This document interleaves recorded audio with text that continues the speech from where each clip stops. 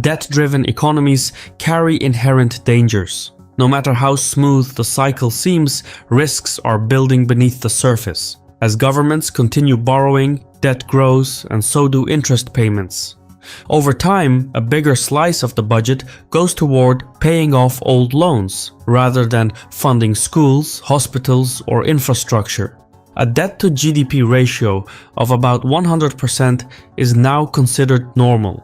And frankly, debt is not a problem so long as borrowing is cheap and lenders are confident. But when political risks change and investors stop wanting to lend, borrowing costs shoot up. So perception is the real driver of the economy.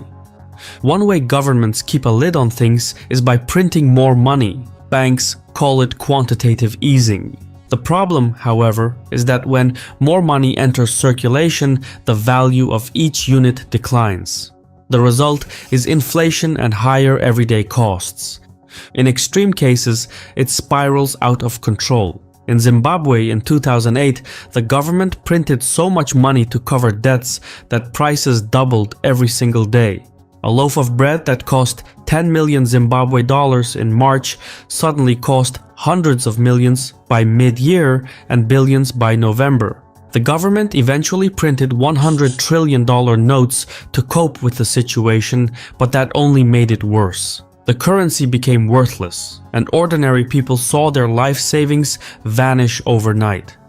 While most countries don't face such extremes, even moderate inflation can hurt. The risks are even bigger for developing countries, which often borrow in foreign currencies such as US dollars.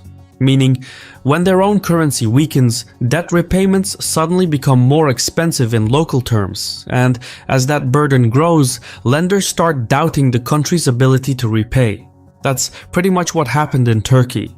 Once the mood shifts and doubt sets in, investors tend to demand higher interest rates to compensate for the risks. And when borrowing hits a wall, governments are forced into ugly trade-offs. They can either cut spending, raise taxes, or expand the money supply. Each of these options comes with severe consequences. All in all, the global economy is wired for constant momentum. Debt isn't a flaw, it's what keeps nations running, borrowing, lending, spending, and starting over. This perpetual motion, however, can't keep going forever. Eventually, there will be a reckoning, an economic depression.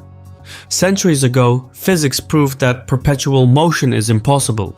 Economics is yet to come around.